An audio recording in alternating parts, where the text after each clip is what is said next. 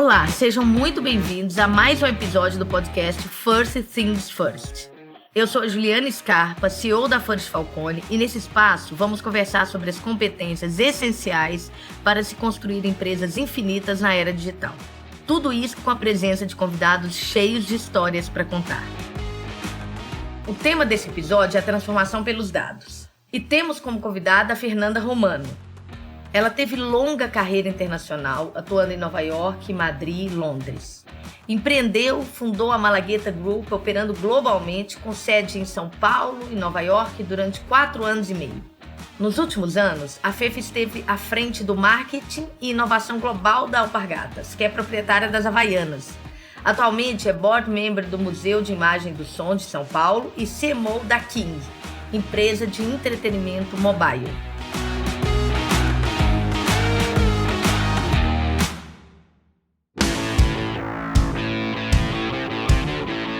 É um prazer ter você aqui com a gente e a gente queria começar ouvindo um pouco mais sobre você, suas histórias, sua trajetória, como que tudo isso se conecta ao nosso tema, a transformação pelos dados. Eu nasci no CEP certo, dei maior sorte, a cegonha me deixou numa casa boa, que podia me mandar para uma escola particular, e eu acabei de fazer uma boa faculdade. Eu fiz administração, comecei minha vida em marketing, achei super chato. Fui trabalhar em comunicação, em agência, achei super chato. Aí eu fui trabalhar em startup de internet. Foi demais, pré-bolha, né? Antes da bolha dos anos 2000. Foi demais, aprendi muito.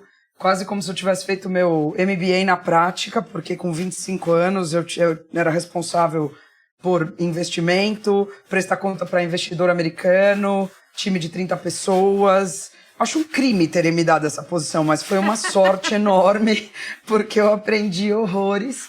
E dessa posição eu acabei passando por mais algumas coisas que me levaram de volta para a comunicação, para a propaganda, e dessa vez numa posição diferente. E aprendi um monte, me apaixonei, até que eu me desapaixonei, até que eu achei que a propaganda estava fazendo propaganda pela propaganda, sem nenhuma intenção de legado. Eu não sei se foi timing ou se foi um momento de vida. Eu acho que foi meio um encontro entre os dois, assim. O meu último grande projeto em propaganda foi uma plataforma de comunicação que tinha legado, né? Hoje todo mundo fala em good for profit. Todo mundo fala, tem 500 mil livros publicados. E aí primeiro era CSR, daí agora é ESG. A marca tem que ter um propósito, a marca tem que ter uma causa. Estamos em 2022, galera. Vocês estão aí uns 15 anos atrasados. Esse projeto que eu fiz foi em 2008. E foi o meu último grande projeto ainda trabalhando numa agência. E quando acabou, né, quando eu realizei, né, e foi pra rua, e a gente começou a ver o impacto que aquilo tinha, não só no negócio, que de fato ganhou market share, vendeu mais, deu tudo certo, mas todo mundo que tinha participado do projeto. Foi um projeto para a AkzoNobel, que aqui no Brasil fez por tintas coral, que acho que aqui no Brasil chama tudo de cor com coral. Nessa época eu estava morando fora, eu já falo disso. E quando aquilo foi pra rua e a gente viu como era legal, eu olhei e falei, eu só quero fazer isso da vida. E aí eu fui tentar fazer isso com outros anunciantes e eu vi que não era tão simples construir essa equação de que você pode, sim, construir a marca para ter um papel além do que ela é, o produto ou o serviço, na vida das pessoas, né? Ela pode ter um papel de mudança de opinião, de transformação de comportamento. E eu vi que não era tão simples. Hoje amadureceu, o mercado amadureceu e tá mais fácil. Mas naquela época não era. Aí eu falei, então eu não quero mais fazer isso aqui não. É super legal, é divertidíssimo, mas eu não quero não. E aí fui trabalhar com design. E foi demais. De novo, aprendi um monte e acho que por causa do design que eu voltei pro marketing. Né, eu fui trabalhar na Naked, que era uma consultoria de design, então você aplicar o design para o desafio de negócio, né? Todo mundo fala em design thinking. É legal que o Tim Brown é um gênio, ele conseguiu produtizar uma forma de trabalho, dar um nome bonito que todo mundo pode repetir. Mas se você olhar, por exemplo, Gaudí, como Gaudí construía, ele construía para o usuário, né? Como Niemeyer desenhou Brasília, ele construiu para o usuário. Então não é que os caras inventaram design thinking há 20 anos atrás. Qualquer bom arquiteto pensa em quem é o usuário, né? Então o que eles fizeram foi sistematizar. E aquilo pra mim foi, eu falei, parece tão óbvio, mas não é óbvio, né? E aí você traz o aprendizado de comunicação, de conceituação de marca, que é o intangível em torno de uma commodity. pro pensamento de design e essa coisa, olhar pro usuário, putz, pra mim foi... parecia... Sabe aquela cena do Matrix que o Neo vê o código? Pra mim era aquilo, eu tava vendo o código. Nossa, faz tanto sentido. Eu acabei montando a minha empresa, tive a Malagueta por 4 anos e pouco, e aí fui pra Alpargatas, voltei pro marketing. Não achei mais tão chato, porque eu entendi de outro jeito o desafio, o papel do marketing. Na verdade, hoje, eu acho que um marketing bem feito é, talvez, marketing, gestão de pessoas e tecnologia como plataforma, né, para operação, mas tecnologia a serviço do negócio. Marketing e gestão de pessoas apoiado numa boa visão de tecnologia a serviço do negócio é o que faz uma empresa funcionar. Para mim é isso. Eu assino embaixo. Né? E eu acho que o sangue e o oxigênio é a visão de inovação, né? Você tá o tempo inteiro entendendo que o teu negócio central, ele tem riscos, você precisa continuar oxigenando e protegendo ele, mas você precisa ter, não é um second hand, né? É 35, né? Porque a velocidade em que o mundo tá transformando é muito rápida. E aí fui pra Alpargatas, fiquei 3 anos lá, e agora eu acho que essa é a minha 12ª semana de King, mas eu preciso voltar no calendário e checar. E assim, quando eu era criança pequena lá em Barbacena, nessa breve história, eu fiquei quase 14 anos fora do Brasil, eu fiquei 13 anos e meio fora do Brasil. Eu saí do Brasil pela propaganda, eu voltei pro Brasil pra Alpargatas. E foram todas decisões super acertadas. Quando eu escolhi para onde eu ia, quando eu fui embora do Brasil, eu tinha algumas propostas de trabalho, eu escolhi a empresa, a cidade, tudo pensado, onde eu tenho a maior chance de viver essa aventura e não quebrar a cara, né? Dá errado, tudo bem, mas quebrar a cara sozinha em outro país não ia ser tão legal. E quando eu saí dos Estados Unidos, eu fui para os Estados Unidos, quando eu saí dos Estados Unidos, eu passei pela Espanha e depois fui para Inglaterra. Eu também fui super pensada. Por que eu tô indo? Por que eu tô tomando essa decisão?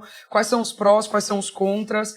Eu tomo decisão com a boca do estômago, que não é a boca do estômago, tá, galera? É o cérebro. Tudo acontece no cérebro. Mas eu tomo a decisão muito... Me apaixonei, é isso que eu quero fazer, né? Eu realmente olhei e falei, aqui tem uma oportunidade, eu vou ser cercada de pessoas que vão me inspirar, vai ser legal. Mas eu raciocino. E aí, raciocinar para tomar uma decisão de vida, né? Se você pensar, minha geração... Eu não tenho muitos amigos que já viveram 4 vidas profissionais diferentes. Eu não tenho muitos ex-colegas de faculdade que já viveram 4 vidas profissionais diferentes. Talvez 2, mas 4, não. A próximos, mais novos, os de 25, vão viver 18. Mas a gente ainda devia, começou em consumer goods, vai fazer carreira em consumer goods, é marketing, vai ser marketing o resto da vida. Dá uma ida para vendas, trabalha ali um pouco em vendas, porque todo bom marqueteiro é um bom vendedor, mas volta para o marketing. Ou o cara de vendas trabalha no marketing um pouquinho, porque ele precisa aprender a pensar estrategicamente, volta para vendas. Então você faz a carreira ou na tua linha de especialidade, às vezes até num vertical de negócio, mas você não vai, olha, eu começo aqui em marketing, daí eu vou para propaganda, aí eu vou para startup de tecnologia, daí eu volto para propaganda, aí eu vou trabalhar com design. Eu não estudei nenhuma dessas coisas porque eu fiz administração pública, era pra eu estar, sei lá, numa ONG em Brasília. Eu pensei em ir para o serviço público, mas depois do meu estágio no governo de São Paulo, eu desisti. Era obrigatório na faculdade fazer um estágio. Então, assim, não é natural. E, assim, toda vez que eu ia mudar alguma coisa radical, pai, mãe, então, eu tô pensando em fazer isso, os caras, pelo amor, meu pai, pelo amor de Deus, filha, pensa bem. Então, assim, seus amigos, nossa, mas você tá viajando, você tá louca. Não, não tô. Ou então, quem te deu credencial pra ser a VP de marketing do nanana? Entendeu? Porque é óbvio, as pessoas precisam questionar tudo. Vai lá e olha a sua própria cozinha, mas as pessoas precisam questionar tudo. Então, assim, precisa pensar antes de tomar uma decisão dessa. Pode ser no coração, pode ser na paixão, mas precisa ser pensado. Então, eu acho que eu sou um exemplo vivo de que uma pessoa é capaz de se transformar baseada em fatos e dados, tomando as decisões certas, escolhendo a bifurcação mais interessante do caminho. Excelente! Você falou um pouco, né, sobre o que significa ser orientada a dados, você acabou contou um pouco, né? Quer dizer, eu tenho ali um objetivo, eu analiso fatos e dados para tomar decisão, mas fala mais um pouco pra gente sobre isso e como é que isso aplica a perspectiva de negócio, né? Quando é que a gente afirma que o negócio é realmente data-driven? Eu acho assim, nos últimos anos, né, a gente sabe que data is the new oil, tá todo mundo falando de dados, e o fato é que a gente sempre foi cercado de dados, né? Eu tenho um amigo que fala que quando o ser humano começou a desenhar na parede da caverna, o ser humano expandiu o seu cérebro. Quando o ser humano encontrou a escrita, O ser humano criou a primeira memória, né? O primeiro HD foi a palavra, né? Mesa significa qualquer plano apoiado numa perna que você usa para apoiar alguma coisa. É uma memória. E isso limitou a gente, né? Então, acho que a gente, desde que o nosso cérebro cresceu e a gente começou a se organizar em tribos e a gente começou a se comunicar, a gente gerou dados. Talvez a gente não tenha consumido, mas eu imagino que uma tribo nômade, para sair de um espaço geográfico e ir para o próximo espaço geográfico, teve uma tomada de decisão baseada em dados. Está faltando fruta, não tem mais bicho para a gente matar e comer, então está na hora da gente tirar a tribo toda daqui e vai procurar um terreno novo, né? Então, eu não acho que é uma novidade. O que eu acho é que tentar criar um framework de trabalho para ter um monte de dados e como que eu faço para usar melhor esses dados, isso é uma disciplina mais recente, né? Eu acho que a gente enxerga isso aí nas últimas décadas. E mais recente, eu acho que ficou mais premente, porque tem um excesso de dados em volta das pessoas, né? A gente está o tempo inteiro sendo impactado por sinais, né? E aí, tá bom, e aí como é que eu sei que alguém está tomando decisões baseadas em fatos e dados ou uma empresa está sendo gerida baseada em fatos e dados?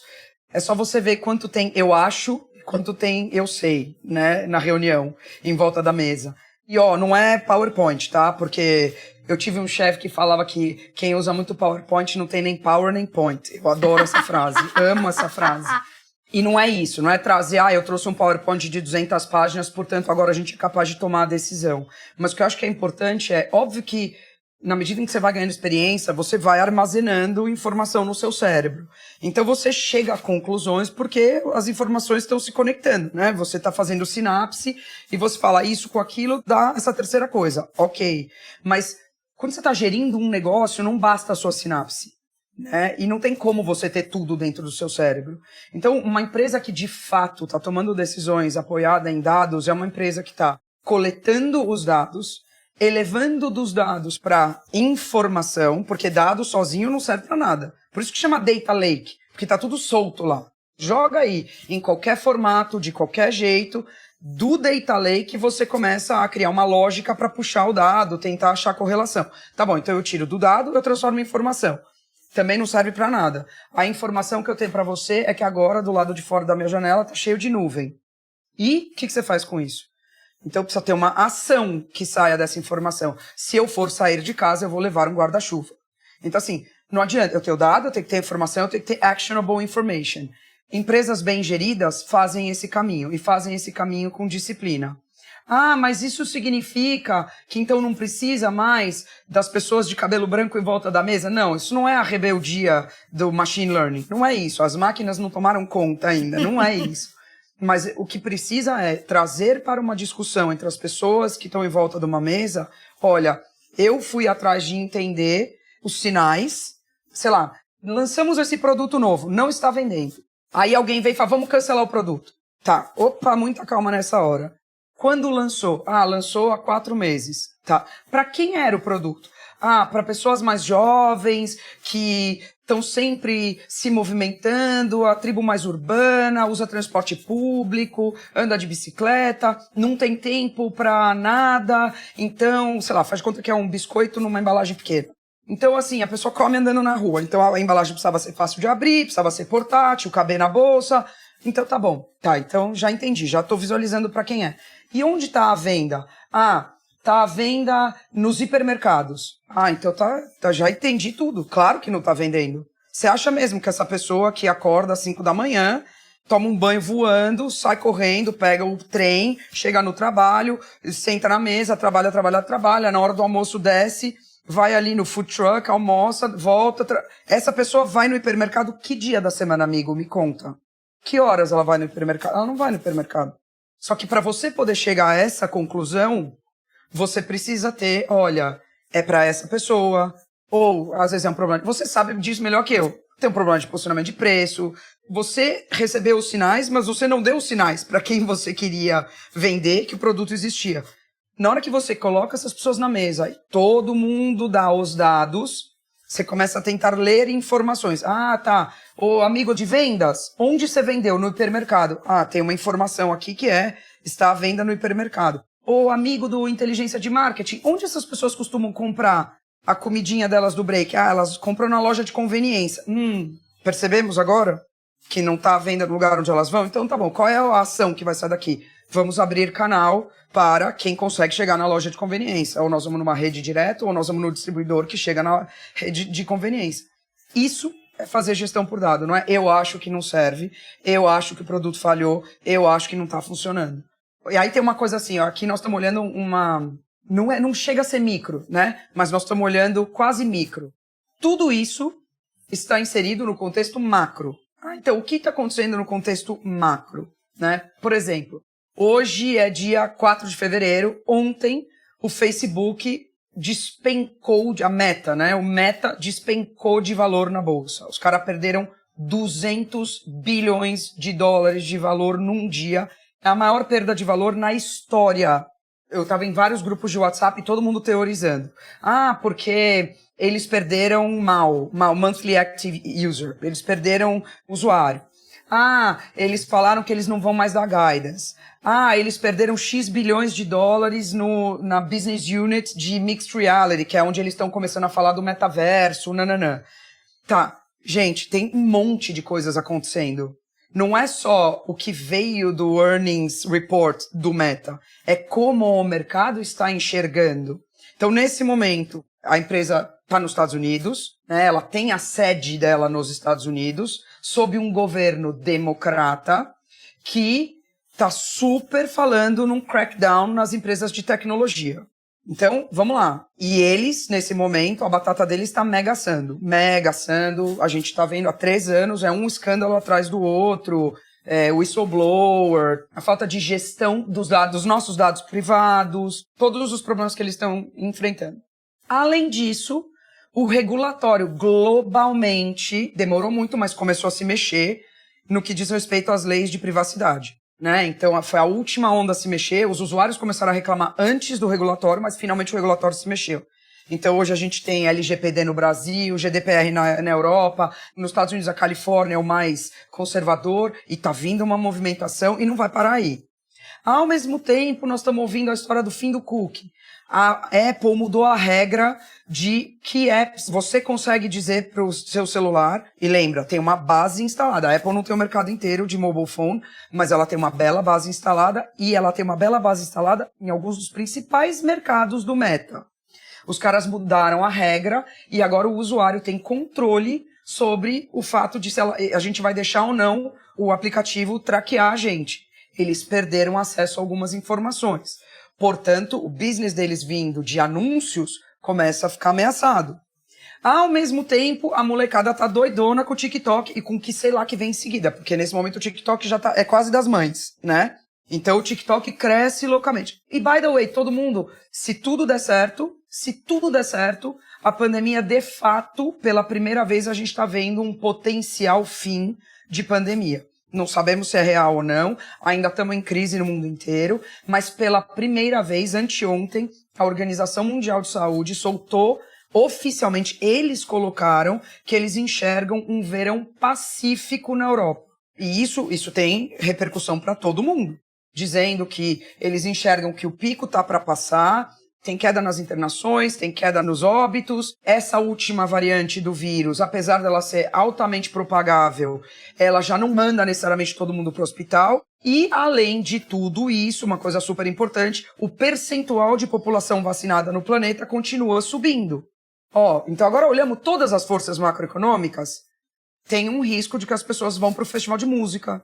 Mais uma coisa, a molecada, o Alpha e o Z, estão começando a ficar de bode do que se chama doom scrolling, né? Que é aquela coisa, abre o Instagram e fica lá passando, abre o TikTok e fica lá passando.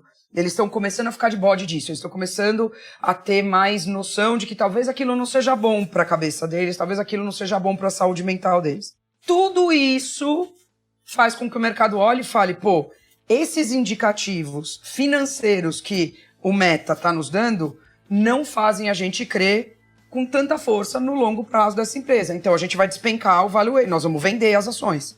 Não é só por causa do que o Zuckerberg falou, é sobre como aquilo foi entendido. Contexto, né, Fefa? Você tá dando um exemplo de como que tantas informações são lidas dentro de um contexto maior, né? Exatamente. E é muito importante saber disso. Porque senão você vai tomar uma decisão míope. É que nem cavalo que anda com aquele negócio do lado do olho. Você sabe que a estrada vai em frente, mas você não sabe se uma onça vai te atacar pelo lado. Então precisa tentar atirar e precisa olhar em volta, inclusive para as coisas que podem não fazer muito sentido, né? Porque talvez delas venha uma surpresa.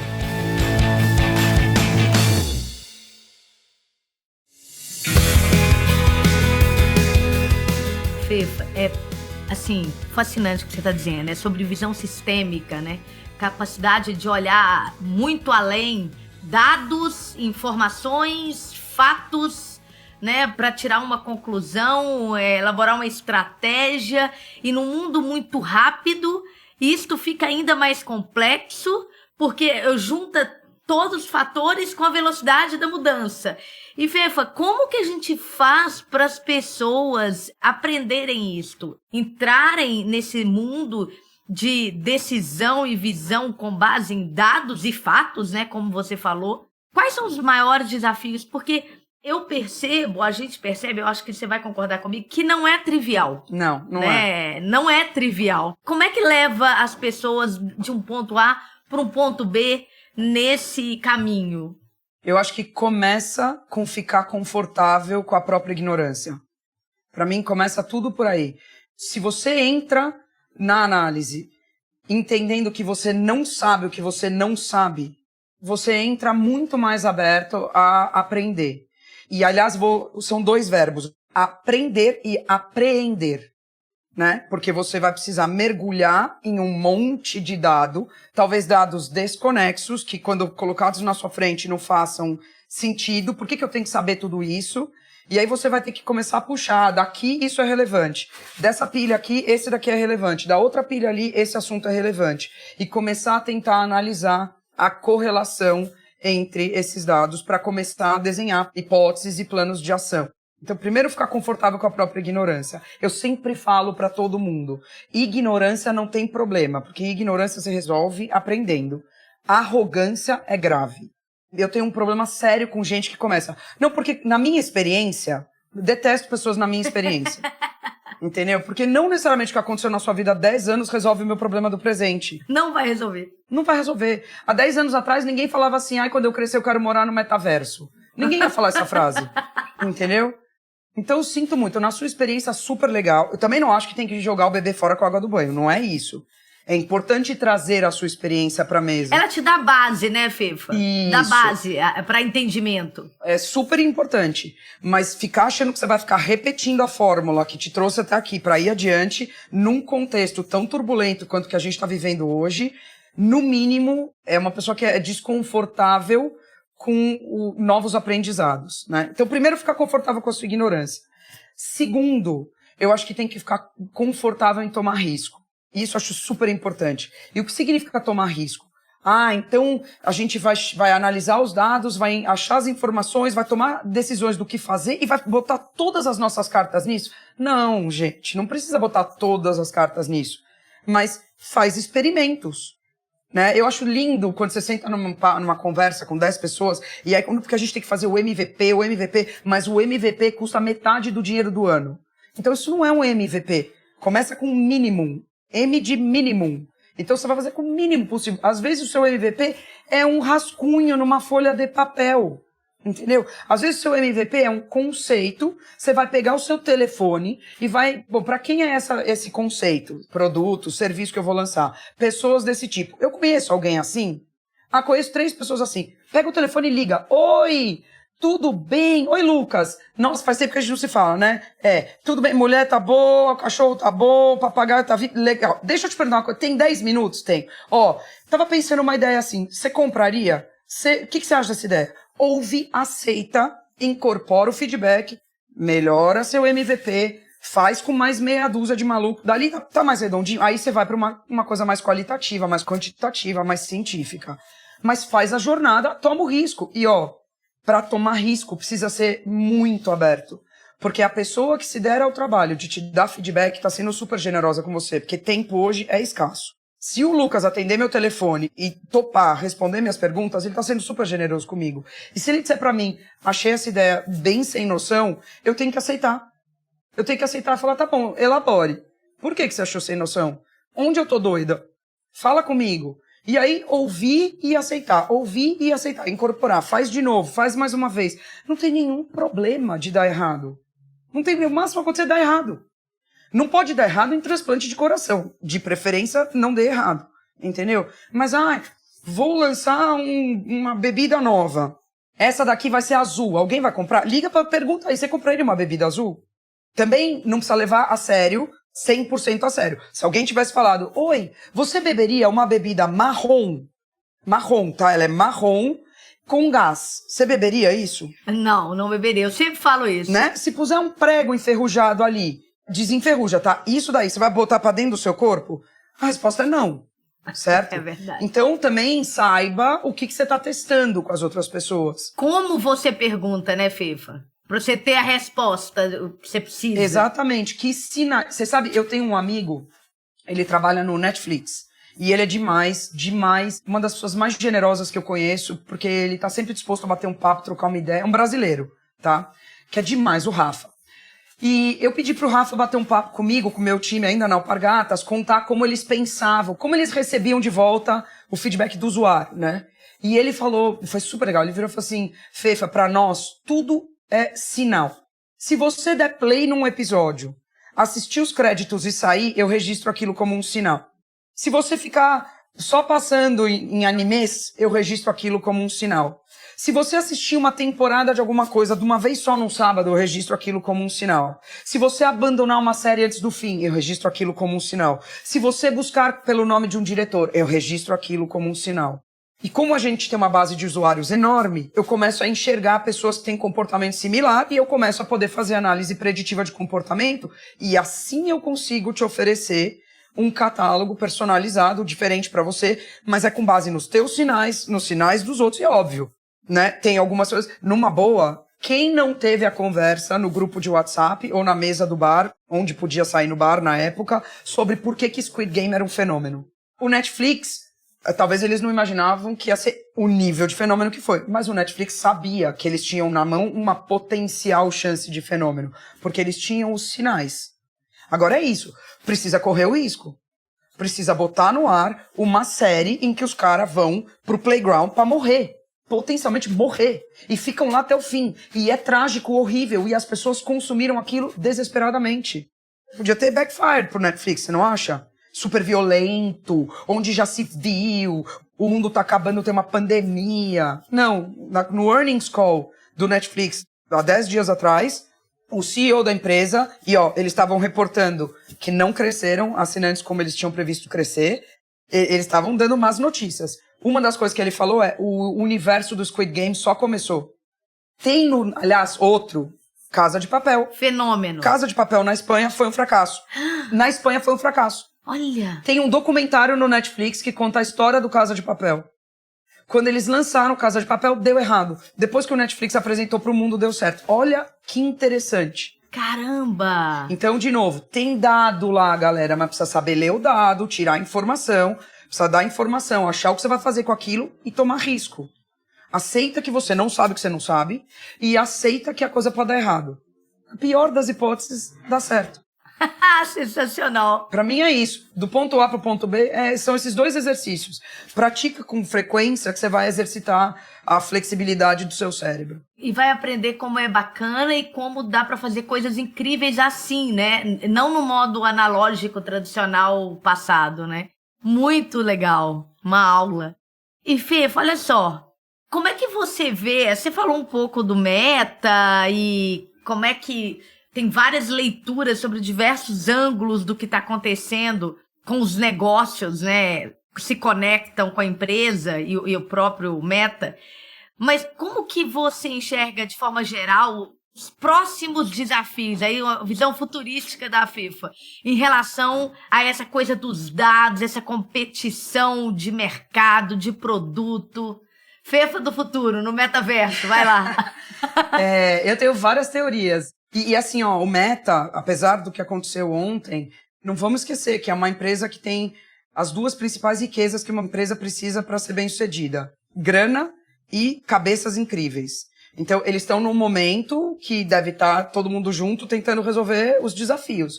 Resolver para os desafios, né? Mas eles têm as duas coisas principais. Eles têm grana no banco, bastante, e eles têm cabeças incríveis na empresa. Então, quer a gente goste ou não, admire, não admire, esteja louco da vida por causa de algumas coisas que foram feitas, o fato é que o ingrediente está lá. Eu tenho duas, é difícil, né? Porque eu sempre tento pensar que não pode ter plano A ou plano B. Tem que ter plano A, E, B, E, C e D. Aliás, eu li um livro muito legal. Eu preciso tentar lembrar o nome do livro.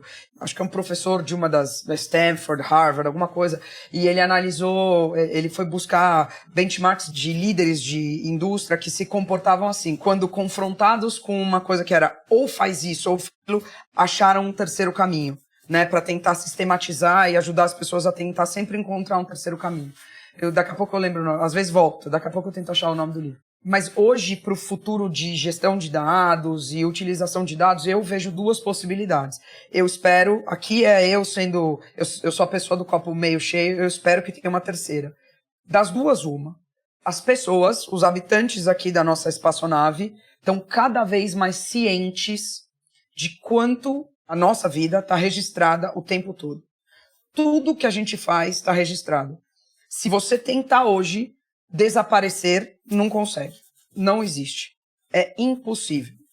Aliás, teve uma capa da Wired de alguns anos atrás, 5, 6 anos atrás, que foi isso. O editor-chefe deu um desafio para os leitores, dizendo que ele ia tentar desaparecer por 30 dias. Então, ele ia ver se era possível você sumir do grid por 30 dias. Ele se preparou durante alguns meses. Óbvio, pensa, as pessoas estão todas online, fóruns, tal, né, se organizaram, acharam ele, tá? No dia 23 acharam ele. Mas ele ficou 3 meses deixando a barba crescer, ele tirou dinheiro cash do banco. Quando ele saiu da casa dele no primeiro dia, ele foi a pé, daí ele pegou um táxi, daí ele não pegou avião, né? Ele ficou viajando por dentro dos Estados Unidos para tentar não ser encontrado. E aí os message boards, os fóruns, as pessoas começaram a juntar grupos para tentar encontrar o cara, porque isso que era o divertido, era quase um jogo. E ele, óbvio, não resistiu. Então ele começou a entrar em alguns dos fóruns. Entrou e foi achado, se eu não me engano, foi no dia 23. Ele foi achado.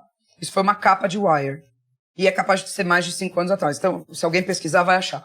Então, assim, pensa que hoje o seu celular, mesmo você tendo desabilitado, localização e tal, seu celular é um beacon. A gente sempre sabe onde você tá.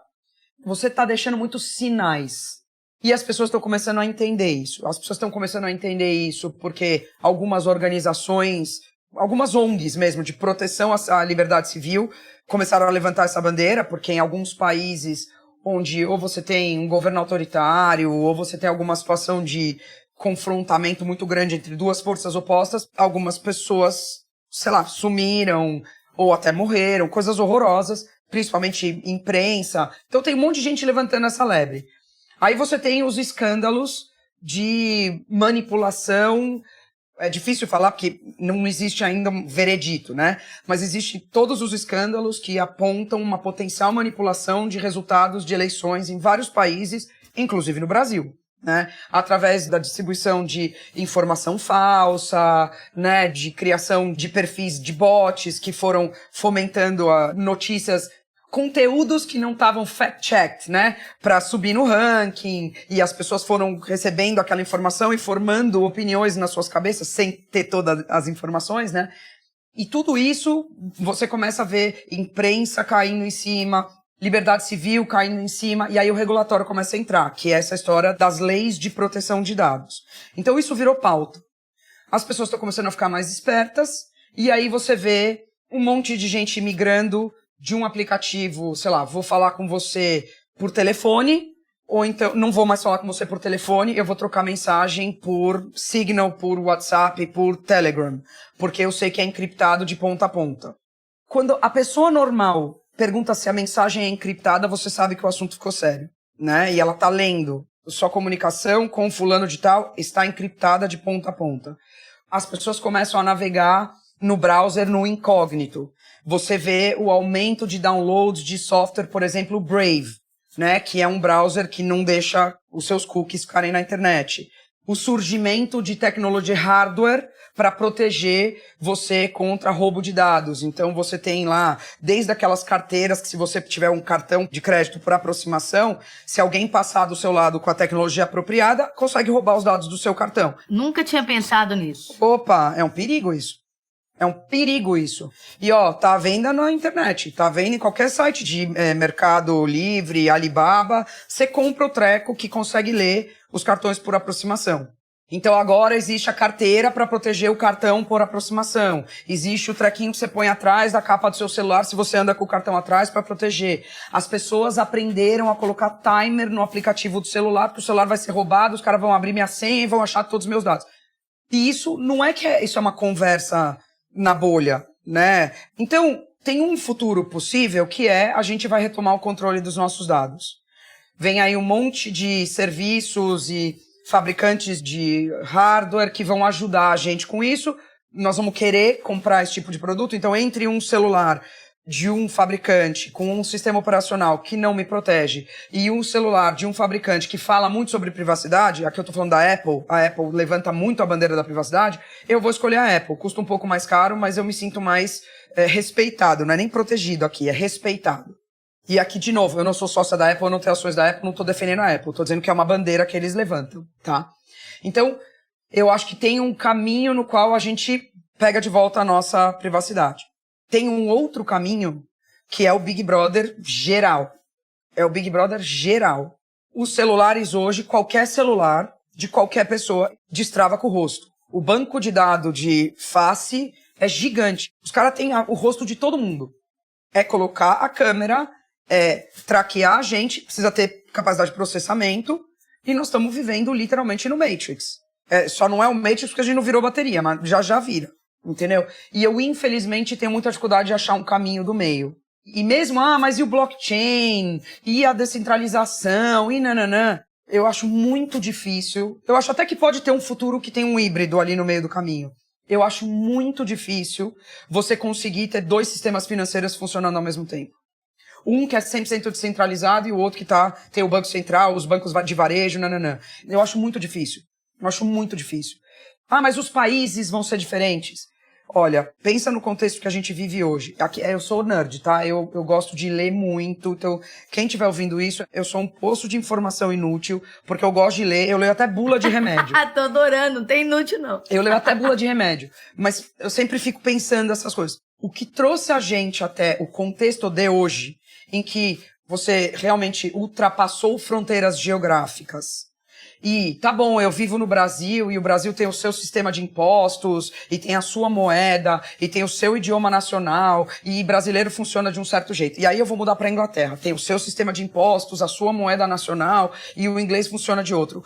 É uma troca constante. E aqui eu tô falando da Inglaterra porque é pra onde eu tô indo, mas o mundo está inteiro conectado. Um cara dá errado em algum lugar e é um dominó pro resto. Pra gente ir pra uma situação em que você diga, mas nos Estados Unidos vai estar descentralizado, mas na Europa vai estar centralizado. Não existe. Só se a gente tiver de novo uma guerra grave mundial. Como eu gostaria que essa guerra não acontecesse, eu não consigo enxergar um mundo onde as duas coisas coabitam. Eu acho muito difícil. Acho que até pelo contrário, né, Fefa? Exatamente. Vai ser cada vez mais conectado. Eu acho até que a gente pode ir para um modelo descentralizado, que as informações estão no blockchain, mas até para você estar nesse descentralizado, cada um dos nuggets precisa estar conectado entre si, né? Vai precisar funcionar em rede, porque senão eu não consigo ir, né? Que nem quando você entra, sei lá, no Discord e você vai numa sala e você quer ir na outra. Se você não tiver no mesmo Discord, você não consegue ir nas duas salas, entendeu? Você vai ter que abrir vai ter que ir pro Twitch e assistir outra coisa. Então eu acho que não existe. Eu não consigo enxergar. Agora, eu não sou fundamentalista. E eu não gosto de gente fundamentalista. Que as coisas não tem jeito. Eu acho que tudo é possível. Eu tenho muita dificuldade de imaginar. Eu acho que ou nós vamos ter um aumento enorme da consciência de que os meus dados são algo que deveria me pertencer e que eu deveria ter 100% de controle sobre, e que se eu quiser negociar com os meus dados para ter alguma coisa em troca, por exemplo, seguradora de saúde. Eu deixo você ter acesso aos meus dados de saúde porque eu enxergo em você, que você é responsável com os meus dados, 2, que ao usar esses dados você vai prover um serviço melhor para mim. Então eu deixo você ter meus dados, né? Mas eu entendo que os meus dados me pertencem. E eu quero ter o direito de me deletar, por exemplo, né? Que agora tem toda uma movimentação para o direito de se deletar. Então, ou nós vamos para esse mundo, ou nós vamos pro Big Brother. Hoje nós estamos indo num Big Brother. É que não é um Big Brother, são vários Big Brothers, não é um Big Brother todo conectado, mas nós estamos vivendo no Big Brother. Sensacional. E não é o Big Brother da Globo também, tá?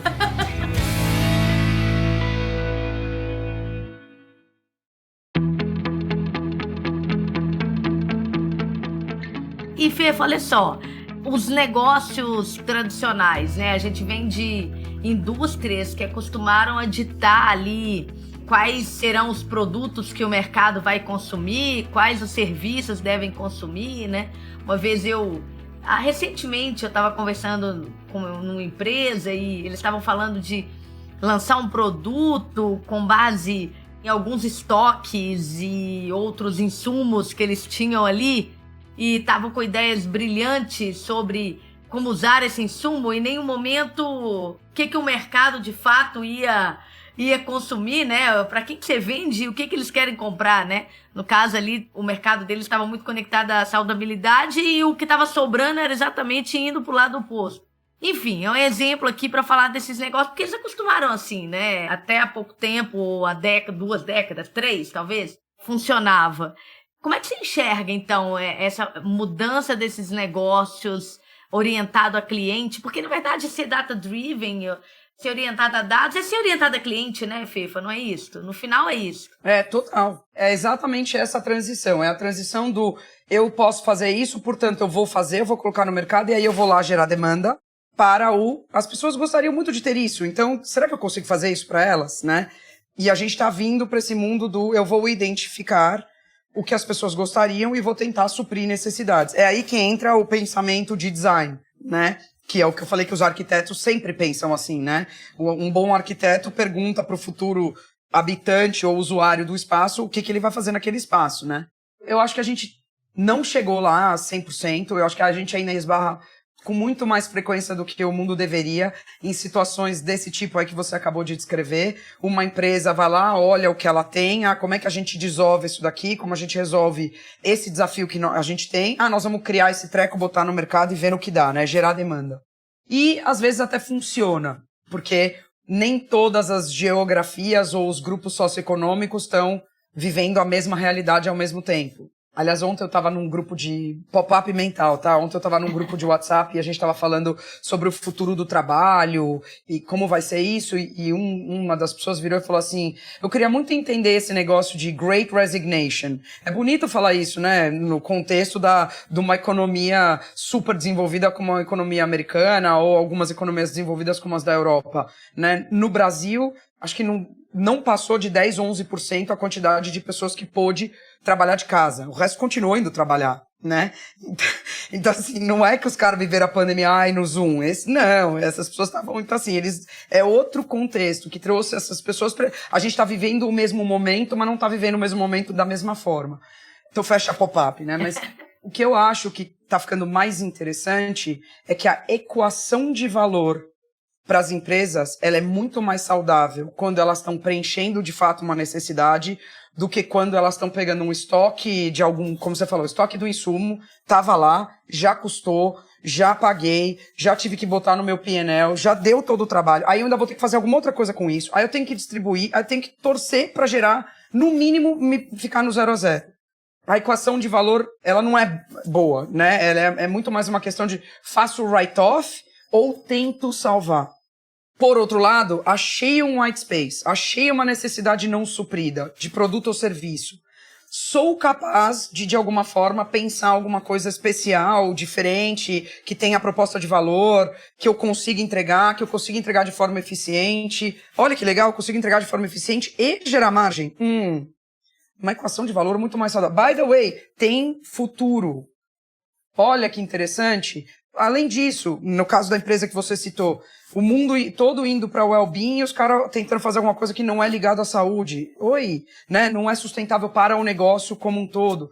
Então, eu acho que isso começa a fazer os boardrooms tomarem a decisão de forma mais assertiva. E aí é tomar decisão com base em fatos e dados, inclusive os fatos de contexto. E o contexto diz que eu não deveria. Tá bom, eu vou fazer isso, mas vale a pena esse tiro?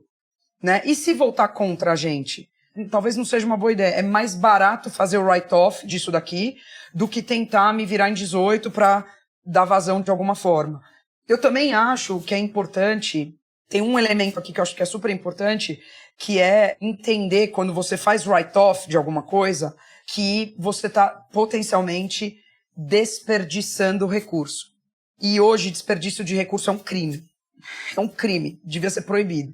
Né? Então, tem uma coisa de responsabilidade da empresa de não desperdiçar recurso. E aí entra, por outro lado, tendo vindo da Alpargatas, eu sei também que às vezes você quer até doar alguma coisa, mas o sistema fiscal não te ajuda, então é tão caro doar que é mais fácil você dar outro fim, tentar criar um produto novo, sei lá o que você vai fazer. Então eu acho que tem ainda alguns ajustes de todas as... Porque, de novo, né, é tudo sistêmico. Tem um ajuste entre as peças do quebra-cabeça para entender que precisa fomentar o uso máximo de recurso. Eu lembro quando eu comecei a me envolver com sustentabilidade, eu entrei 100% ignorante, né? Só com as minhas convicções, mas sem nenhuma informação. E, aliás, isso é uma outra coisa importante, que as pessoas precisam saber diferenciar convicção de informação. E eu entrei com as minhas convicções, mas não tinha informação. Aí fui lá estudar. E eu sou CDF, então eu estudei bastante e tal. E uma das coisas que eu aprendi, a gente estava falando muito sobre insumo, e é por fonte renovável, vamos buscar fonte renovável. E aí eu tive uma aula com um engenheiro químico que virou para mim e falou assim, fonte renovável é super legal, mas sabe o que é mais legal? Reciclado. Porque o reciclado já está no meio ambiente, o reciclado já está lá. Então quando você traz ele de volta para a cadeia, o benefício é muito maior. Então, legal... Busque fontes renováveis, mas se você achar um jeito de reciclar, isso é um golaço. Economicamente é melhor, em todos os sentidos, tanto nos valores tangíveis quanto nos intangíveis. Então, quando você tá em volta da mesa e você tá lá, eu tenho esse treco aqui sobrando, vou me virar para botar no mercado, se você estiver fazendo isso porque essa é a força motriz para fazer isso, parabéns, tomou uma decisão informada. Se você tá fazendo isso só para se livrar do problema, errou na mosca, tomou uma decisão desinformada, porque na hora que você fizer a conta, certamente tem muito mais retorno em ocupar um espaço não atendido do que em fazer coisas para se livrar do recurso que estava lá. E Fê, você tem... Eu acho que eu vou perguntar se tem alguma informação. Você é a pessoa da informação e dos dados. Eu acho que para uma outra pessoa falar assim, o que você acha? Eu não vou falar assim não, agora eu vou falar, você tem alguma informação ou um dado de que a gente tem... mais empresas tradicionais já olhando para esse caminho ou menos? E assim como você citou aí sobre pessoas que a gente não está vivendo a mesma coisa em todas as camadas, qual informação ou dados você tem, se você tem, sobre empresas nesse sentido? Eu adoro ler aquelas pesquisas que as grandes consultorias soltam, né? Então a PwC, a Deloitte, a McKinsey, a Accenture, volta e meia, o que deixa os CEOs nervosos, né? Não é isso, o título deles é sempre mais bonito, mas, né? A preocupação dos CEOs. E eu adoro ler essas pesquisas, porque 9 entre 10 vezes as grandes consultorias vão falar com os CEOs dos líderes de indústria, as Fortune 500, né? Eles vão sempre falar com os grandões. E hoje, quanto maior a empresa, maior o impacto social da empresa.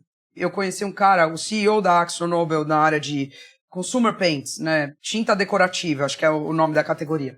Quando eu fiz o projeto, que depois eu quis sair da propaganda, ele falava sempre assim, as empresas precisam entender que elas vivem em sociedade e não apesar da sociedade. Então, quando as grandes consultorias vão fazer essas pesquisas, eles geralmente vão falar com esses caras. E eu gosto de ler porque eu quero saber para onde eles vão levar o planeta. Porque hoje eles têm muito mais poder do que muito presidente de nação, né? Porque eles têm a grana na mão. E eu vejo hoje praticamente todos eles falando que, né? Você vê o percentual de respondentes que diz que as duas grandes preocupações, pessoas, talento, ou seja, Eles entenderam que é necessária uma mudança no mindset. O que me trouxe aqui não vai me levar adiante. E não necessariamente sou eu que vou resolver. Eu preciso contratar os melhores cérebros do mercado, trazer essas pessoas para trocar comigo e assim eu vou conseguir desenhar um caminho para minha empresa. Então eles falam de pessoas e talento. E a segunda preocupação que eles têm é transformação digital. Quando você lê o desdobrado do transformação digital, gestão de dados é um dos primeiros assuntos. Então, eu acredito sim que mesmo as grandes empresas tradicionais, as que ainda figuram, né? Porque o tempo de figurar na lista das mais importantes está caindo, né? A vida útil dessas empresas está caindo loucamente, porque eles não pivotam na velocidade necessária, né? Porque na minha experiência, Toin não vê o iceberg, né? Então, assim, eu vejo que esses caras, eles entenderam. Eles não têm um mapa, mas eles estão dispostos a fazer os investimentos. A última coisa que precisa, isso eu adoraria ver numa pesquisa com CEOs, é saber se eles estão escutando. Porque recruta-se talento, leva os gênios, os cérebros, faz o programa de trainee, faz, né, e escuta. Você está escutando o que as pessoas estão trocando com você? Você está desaprendendo para aprender uma coisa nova? Porque que legal que você chegou na posição de... E eu tô falando do CEO, todo o C-suite, né? Que tem controle de gestão. O manager, né? Quem toma decisão. Tomadores de decisão. Você tá escutando, né? Você tá se cercando, o talento, precisa desenvolver, precisa mandar para fazer tal curso, preciso colocar esses caras no curso da First, preciso fazer isso, preciso fazer aquilo. Tá. Aí o cara volta e te apresenta o conhecimento e tenta trabalhar de um jeito diferente. Você vai deixar? Ou você tá fazendo isso só para poder dizer pro shareholder que você fez? Isso, para mim, é a pergunta de $1 milhão. É incógnita, né? Entendi. Não, bacana, eu tô refletindo aqui também, assim. Pensa o seu círculo de C-suite. Quantas dessas pessoas, quando você senta, conversa, e essas pessoas chegam na conversa com uma opinião super forte e você apresenta uma contraproposta, quantas dessas pessoas aceitam a contraproposta e mudam de opinião?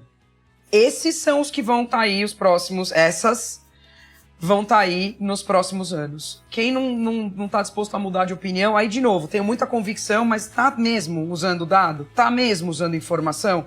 Tá mesmo correndo risco? Porque dar errado é chato, né? Não é legal. Se é legal, muito mais legal, tá sempre certo. Mas de vez em quando precisa estar errado para entender o que é o certo. Perfeito. Ô, Fê, você me instigou agora. Eu vou fazer umas perguntas dessa por aí e depois te conto. Adorar. Olha, o primeiro repórter eu quero ler.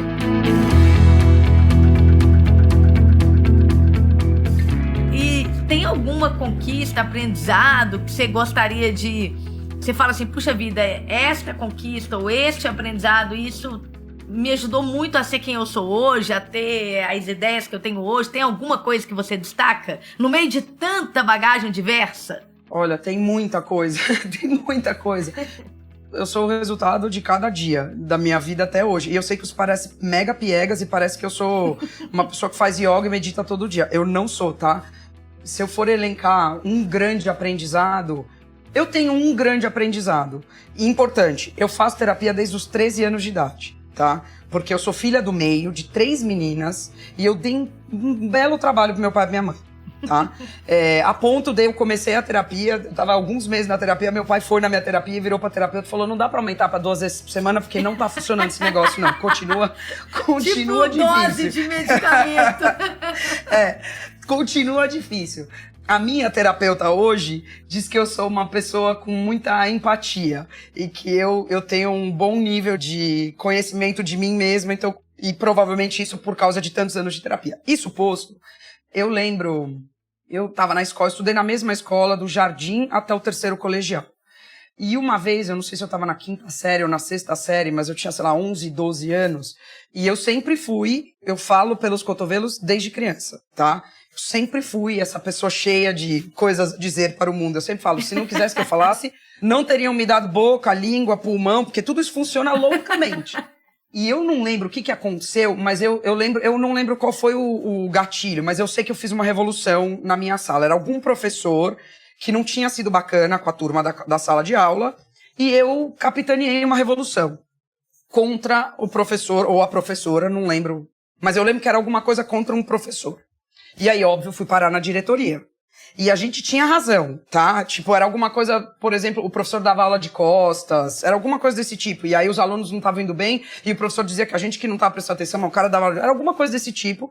E eu, aos 12 anos, a minha escola era uma escola que, assim, eu estudei filosofia no primeiro colegial, tá? Então, Uau. o contexto da escola sempre encorajou a gente. Não é que eu, do nada, tava estudando numa escola certinha e resolvi ser rebelde. Não. Eu nunca cabulei a aula, não fui dessas pessoas. Eu me rebelei porque a escola instigava a gente a ter uma opinião. Então, eu tive a minha opinião. Só que eu carreguei a sala junto comigo. Fui parar na diretoria e eu consigo ver a cena na minha mente, tá?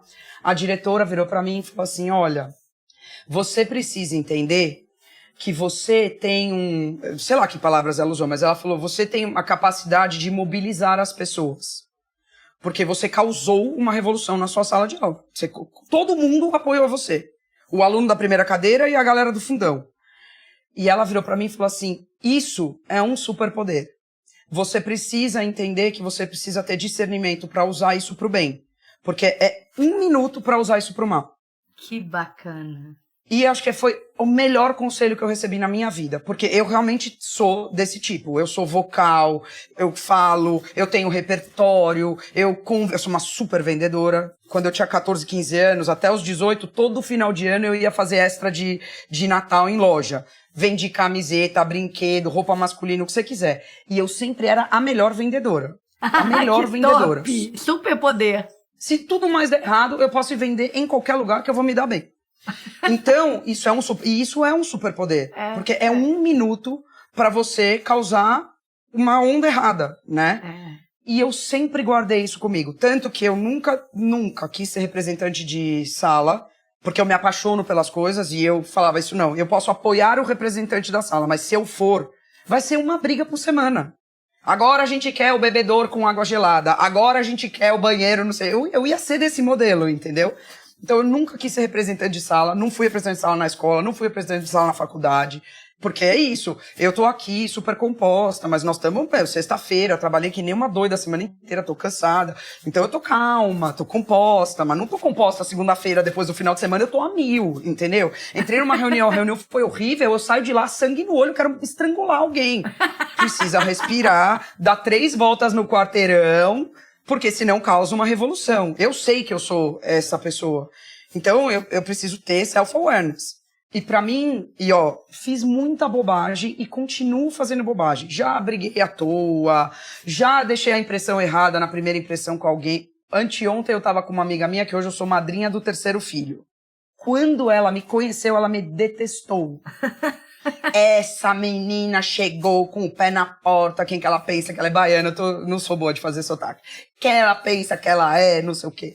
Porque vou chegando e tal. Então imagina isso pro lado errado. Olha o perigo. Um estrago. E já usei errado, tá? Porque eu também sou gente, eu também tropeço, eu também, né? Sou passível de erro todo dia. Até por isso que você sabe que faz estrago. Opa! Eu tenho um ex-colega da Alpa, desculpa, mas essa história é boa. Eu tenho um ex-colega da Alpa que um dia eu liguei pra ele, tinha acontecido um negócio com uma pessoa do time dele, eu liguei pra ele, mas eu tava possuída pelo demônio. Tão louca que eu tava com o que a pessoa tinha feito. E ele atendeu, alô, alô! Falei. Quando eu acabei de falar, esse é um cara super, eu adoro ele, a gente ficou muito amigo. Aí ele falou assim, você falou tudo que você tinha pra falar? Falei. Aí ele falou assim, então, respira. Falei, tá. Aí falei, não me fala pra respirar. Ele, vamos lá. O que aconteceu, de fato, foi isso. Ou seja, eu não tinha todas as informações. Eu tava convicta, né? O que aconteceu foi isso, tá. Aí, quando ele acabou, juro, eu acho que se alguém, que ninguém tava, eu tava sozinha, mas se alguém tivesse na minha frente, ia ter achado que eu ia desmaiar, porque eu devia estar branca. Aí eu virei pra ele e falei assim, você tá dizendo, então, que eu tô errada e que eu passei os últimos 15 minutos descascando você no telefone, borderline te ofendendo e, tipo, viajando na maionese. Ele falou, Falei, tá. Então, desculpa, tal, nessa época a gente nem era tão próximo assim, né? Ah, tá bom, tal, Bom, liguei pra uma das pessoas da empresa, falei, eu preciso do endereço da casa desse cara. Peguei o endereço, mandei flores, com cartão pedindo desculpa. Aí ele me liga no dia seguinte, rolando de rir. Olha, escuta, agora eu preciso explicar pra minha mulher por que tem uma Fernanda me mandando flores com garrafa de cerveja, nananã. Eu falei, não, porque eu fiquei com tanta vergonha. Aí ele falou, bom, pelo menos você corrigiu rápido. E pra mim é isso. Imagina se eu... Tipo, então tá bom, então eu não tinha todas as informações, a pessoa do seu time continua tendo problemas de postura. E aí eu tava lá na minha convicção, só que eu fui tão, né, no meu jeito, que eu teria perdido o cara pra sempre. Pra sempre. A gente era par, os dois tinham um peso importante no negócio, a gente precisava trabalhar bem junto. Se eu não tivesse tido a capacidade de entender o que eu tinha acabado de fazer, eu tinha perdido o cara pra sempre. E não, pedi desculpa, mandei flores com uma garrafa de cerveja, até hoje isso é um motivo de piada, e reexaminei. Liguei para 3 pessoas que tinham me ligado para falar sobre esse assunto. Falei, galera, na boa, a gente não tem todas as informações. Porque, de novo, se eu tivesse ficado inflamado, eu tinha ligado de volta para 6 pessoas. Já falei com o fulano, ele vai resolver. Não, aí ficava todo mundo inflamado, porque eu sou desse tipo, eu trago a galera comigo. Todo mundo contra o colega de trabalho, em vez de a favor do negócio. Liguei para trás e falei, olha, não temos todas as informações. Tem gaps a serem fechados, temos coisas a ajustar, mas não temos todas as informações, recolhe o flap e vamos resolver esse problema. Então, se tem, de todos os muitos aprendizados de vida, eu acho que esse talvez seja um dos, se não é o mais marcante, acho que é o mais marcante, eu acho que sim. Que legal! Nossa, um momento pequeno que marca a vida toda, né? Como é que determinadas pessoas fazem bem pra gente, né? E ó a responsabilidade de um adulto sobre uma criança, né? Nossa, é incrível, incrível. Bom, Fefa, a gente tá indo para as nossas 2 últimas perguntas clássicas. Então vai lá, a primeira delas. Qual que é a pergunta cuja resposta você ainda não encontrou?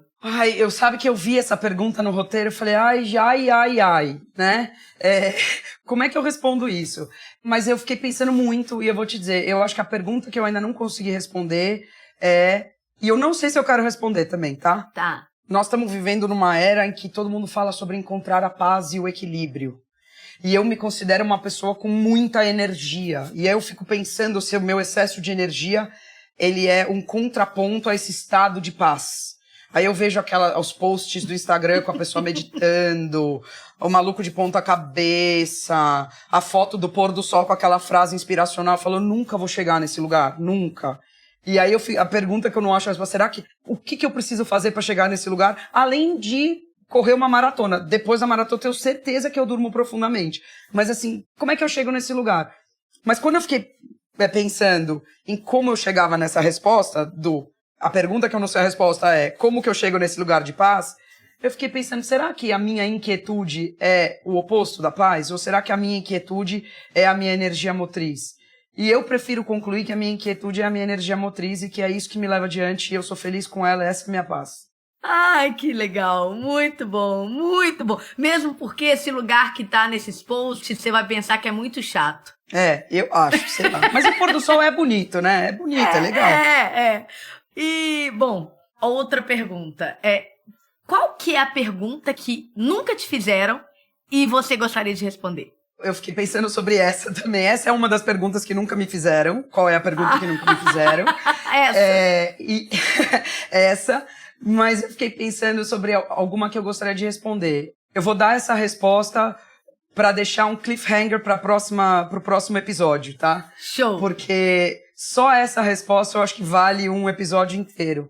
Eu tenho 47 anos e a minha geração é de mulheres que ou casaram e tiveram filhos, ou e separaram, ou estão casadas, ou a maior parte tem filho, ou tiveram filhos de forma natural, ou adotaram. E eu sou a que casei, separei, bem nova, muito mais nova do que eu pensei que eu ia fazer. Mas eu hoje sou solteira e não tenho filho.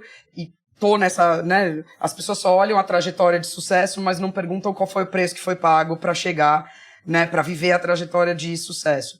E eu acho que eu tá nessa posição, né? Eu não tô reclamando, tá? De estar solteira e não ter filhos. Eu teria tido 5, adoro criança, adoro, mas não rolou, né? E tudo bem, tô super em paz com isso. Eu tô solteira, e tô solteira bem por opção. Pra minha sorte, ninguém tá me vendo, mas eu não sou de jogar fora, tá? E sou ótima companhia. Mas eu tô, de novo, mudando de país, né? Meus pais têm mais de 75 anos. Eu tenho um sobrinho de 4 anos e meio, quase 5, que é meu vizinho e eu não vou ver ele todo dia. E é demais, mas tem um preço, né? Eu tenho os meus grupos de amigos que eu não vou estar lá no churrasco, eu não vou estar no aniversário de 18 anos da neném que eu vi nascer. Na verdade, essa eu tô tentando reservar passagem pra estar. Mas, entendeu? Eu vou perder a conversa da mesa do bar, eu vou ganhar outras conversas de mesa de bar. Mas tem um preço. Eu acho que o mundo fala muito do preço, hoje tá falando muito do preço das mulheres que têm, né? E eu sou feminista, e eu quero falar sobre o preço das mães, eu quero falar sobre o preço das esposas, eu quero falar sobre esse preço, mas eu também não quero ser pária. Eu não quero ser pária. Eu acho que não é legal não falar sobre as mulheres na minha posição, né? Perfeito. O que eu já recebi de coisa do tipo, você pode ir porque você não tem filho? Tá, então porque eu não tenho filho, eu não tenho vida pessoal. Essa é a frase que você tá me dizendo. Você tá bem viajando, né, amigo? Né? Então, assim, eu acho que precisa se falar sobre todos os estados do ser humano. O cara sozinho, a mulher sozinha, o cara casado, a mulher casada, a pessoa que mora com 2. Acho que a gente precisa falar sobre todos os estados. E eu acho que a gente tá num lugar hoje que a gente tá falando sobre alguns... E, de novo, pro tribunal da internet, né? Eu juro, eu sou a maior ativista por o máximo de equidade possível. Eu sou mesmo, e eu tenho muita tranquilidade com isso. Mas eu acho que a gente precisa parar de estereotipar os estados do ser humano, né? Não existe um estado que preencha para tudo, né? Você vê as empresas trabalhando diversidade e inclusão, e aí tem várias coisas lá, mas ninguém pensa nos estados. E eu acho que é importante pensar nos estados que as pessoas estão. Eu acho que o português tem as línguas latinas, elas têm uma riqueza fenomenal. Eu sempre falo isso, eu trabalho em inglês, e eu falo isso para eles. Eu falo, sabe o que a gente tem que vocês não têm? A gente tem o verbo ser e o verbo estar. E isso é maravilhoso, porque ajuda a gente a empatizar com os outros se a gente fizer o esforço. E nós estamos num mundo que está tudo no ser. Eu sou isso, eu sou isso, eu sou aquilo, mas às vezes a gente está outra coisa. Perfeito. Essa pergunta ninguém nunca me fez. Como você está? E o que fez você estar? Eu adoraria falar sobre isso. Não só do meu estado, tá? Porque eu não sou egoísta, eu falo do estado de todo mundo. Mas eu acho que virar um pouco a conversa seria super legal. Isso é um mundo inclusivo. Um mundo que a gente respeita os estados também, não só os seres, né? As identidades. E, de novo, vamos respeitar as identidades. Mas eu acho que todo mundo entendeu o que eu tô tentando explicar aqui. Na minha cabeça funciona, tá? Não sei se na palavra falada funciona. Fefa, me deu frio na barriga aqui. Eu acho que é profundo e simples. Porque no final é isso mesmo. Todos os estados têm suas delícias e dores, né? Super. E a gente sempre pode ajudar, né? A potencializar um e a diminuir o outro, né? Eu acho que no final é isso. É super importante. E vou te falar, eu lembro me pediram para falar num grupo sobre a liderança feminina, né? E era para um grupo de pessoas trabalhando na empresa. Aí eu virei e falei assim, eu não sei se eu sou um bom exemplo, por que vocês querem botar eu lá? Entendeu?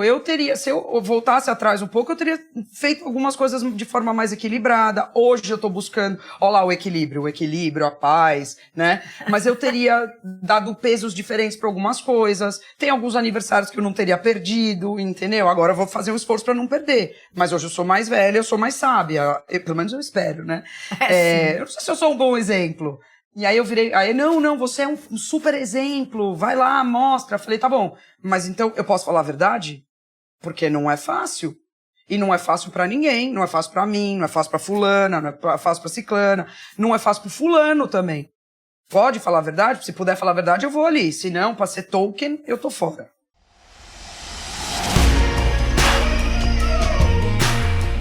Muito obrigada por estar com a gente nesse episódio. Este foi um episódio especial. Hoje a gente encerra a 2ª temporada do nosso podcast. Durante 6 episódios, exploramos os desafios das empresas infinitas. Falamos sobre o poder das plataformas, do mindset digital, inovação, sobre customer centricity, dos canais digitais e fechamos com dados, explorando como cada tema está conectado ao futuro das organizações. E tudo isso na perspectiva de convidados incríveis, Rodolfo Chung, Sérgio Saraiva, Flávio Dias, Paulo Sérgio, Bianca Amaral e Fernanda Romano. Se você quer continuar acelerando o seu aprendizado, nos siga nas redes sociais e acompanhe nosso podcast em sua plataforma favorita. Em breve estaremos de volta com a 3ª temporada, com mais temas relevantes e convidados incríveis. Aguardem! Eu sou Juliana Scarpa, CEO da First Falcone, e este é o First Things First. Até mais!